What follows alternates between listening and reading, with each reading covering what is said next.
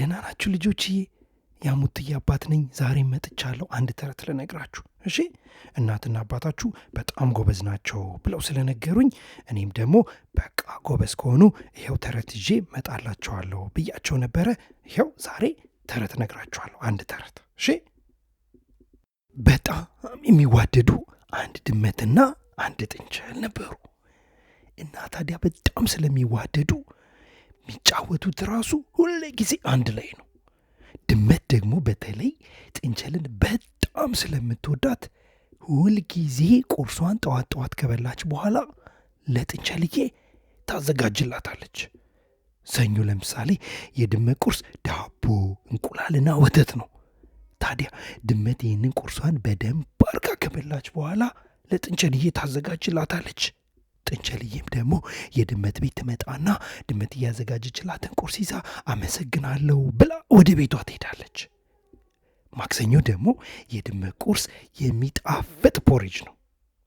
ታዲያ ማክሰኞም ድመትዬ ይህንን ፖሬጇን በደንብ አርጋ ከበላች በኋላ አሁንም ለጥንቸልዬ ታዘጋጅላታለች።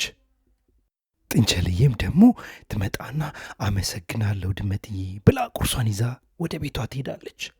ሮብ ደግሞ የድመት ቁርስ ምን እንደሆነ ታውቃላችሁ? ኪውከምበርና እርጎ። ታዲያ ድመትዬ አሁንም ይህን ኪውከምበርና እርጎዋን በደንብ አርጋ ጭርስ አርጋ ትበላና አሁንም ለጥንቸልዬ ታዘጋጅላታለች።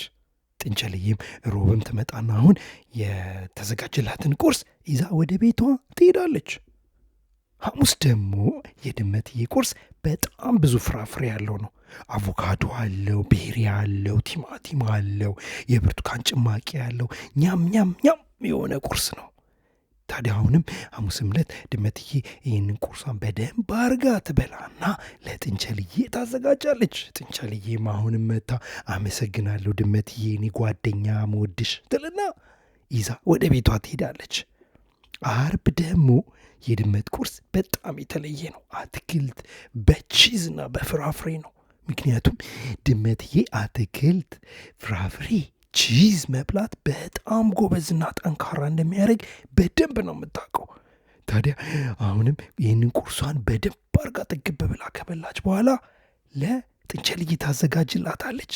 ጥንቸልዬም ትመጣና ይህንን ድመት እያዘጋጀችላትን ቁርስ ይዛ ወደ ቤቷ ትሄዳለች። አሁንም አመሰግንሻለሁ የኔ ጓደኛ ብላ። ቅዳሜ ደግሞ የድመት ቁርስ ምን እንደሆነ ታውቃላችሁ? ድመትም ጥንቸልም በጣም ከልባቸው የሚወዱት ነው፣ ካሮትና ወተት።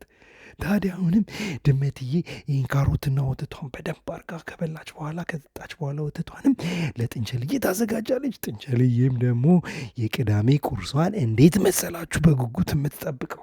ምክንያቱም ካሮትና ወተት በጣም ነው የምትወደው ጥንቸልዬም።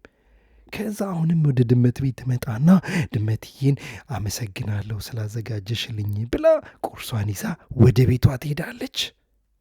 እሁድ ዕለትም ደግሞ ጥንቸልዬ ወደ ድመት ቤት ቁርሷን ለመውሰድ ትመጣለች። ከዛ በረንዳዋ ጋር ስትደርስ ምንም ጠረጴዛው ላይ ምንም ነገር የለም። ድመትዬ ያስቀመጠችላት ምንም አይነት ቁርስ የለም። ከዛ ጥንቸልዬ ድመትዬ ምን ሆና ይሆን የኔ ጓደኛዬ ዛሬ ቁርሴን አላስቀመጠችልኝም፣ ወይ አሟት ይሆናል ወይ ደግሞ ስላልተመቻት ይሆናል ብላ ትንሽ አሰበችና ወደ ቤቷ ተመልሳ ሄደች፣ ምንም ነገር ሳትይዝ። ለካ ምን እንደሆነ ታውቃላችሁ? ቅዳሜ ማታ ድመትዬ ቲቪ ለማየት ትወስንላችኋለች። ከዛ በኋላ ቲቪ ስታይ በጣም ሳታውቀው ታመሻለች። ከዛ የተቀመጠችበት ሶፋ ላይ እዛው ትተኛለች። ከዛ በጣም አምሽታ ደክሟት ስለነበር ደግሞ ለሽ ብላ ተኝታለች። ጠዋት ስትነሳ በጣም ረፍዷል። ከዛ በጣም ትደነግጥና ቶሎ ብላ ወይኔ ለጥንቸልዬ ለጓደኛዬ ቁርሷን ሳላዘጋጅላት ብላ ታስንና ቶሎ ብላ ወደ ኪችን ትሄዳለች። ከዛ ከኪችኑ ጋር ያገኘችውን ኦሬንጅና ፔር ቶሎ አለችና ቦርሳ ውስጥ ከታ ቶሎ ብላ ወደ ጥንቸልዬ ቤት እየሮጠች ሄደች። ከዛ በኋላ የጥንቸልዬን ቤት አንኳኳች። ጥንቸልዬን በሩን ክፍት አስታረቅ ድመትዬ ነች። ደህና አደርሽ ድመትዬ፣ ወይኔ ምን ነው ዛሬ ምን ሆነሽብኝ ነው እኔ እኮ ቁርሴን ሳታዘጋጅልኝ ስትቀሪ ምን ሆና ነው ብዬ ትንሽ አስቤ ነበረ አለቻት። ከዛ ድመትዬም ደግሞ አይ ምንም አልሆንኩም የኔ ጥንቸል የኔ ጓደኛ፣ ትላንትና ማታ እኮ ቲቪ ሳይ በጣም አምሽቼ እንቅልፍ ይዞኝ ተኛሁኝ። ከዛ በኋላ ጠዋት ስነሳ በጣም ረፍዷል። በጣም ይቅርታ የኔ ማር የኔ ጥንቸል የኔ ጓደኛ፣ ቁርስሽን በጣም ስላዘገየውብሽ በጣም ይቅርታ እና ሁለተኛ ግን ቲቪ ሳይ በጣም አላመሽም። ትንሽ ነው ቲቪ ማየት የሚያስፈልገው። እንደዚህ በጣም ማታ ካመሹ ትክክል እንዳልሆነ ገብቶኛል፣ ግን በጣም ይቅርታ አለቻት። ከዛ ጥንቸልዬም አረ ችግር የለውም የኔ ጓደኛ ድመትዬ፣ ዋናው አንቺ ቁርሴን ይዘሽልኝ መተሽልኛል አስበሽ፣ ግን ሌላ ጊዜ እንደዚህ ማምሸት ጥሩ እንዳልሆነ ስላወቅሽ አንቺም ስለተማርሽ ችግር የለውም። እኔም እኮ አላመሽም ማታ፣ ምክንያቱም ካመሸን ጠዋት ላይ ትምህርት ቤት ይረፍድብናል፣ ምንሰራው ስራ ይረፍድብናል፣ ብዙ ነገር ያመልጠናል፣ ጨዋታ ያመልጠናል። ስለዚህ ቶሎ በጊዜ መተኛት ጥሩ ነው። ግን አሁን ቁርሴን ስላመጣሽልኝ በጣም አመሰግናለሁ። በቃ አሁን እንጫወት፣ በቃ ውጭ ደስ ይላል፣ ፀሐዩ ደስ ይላል፣ ሳር ላይ ትንሽ እንጫወት አለቻት ጥንቸል።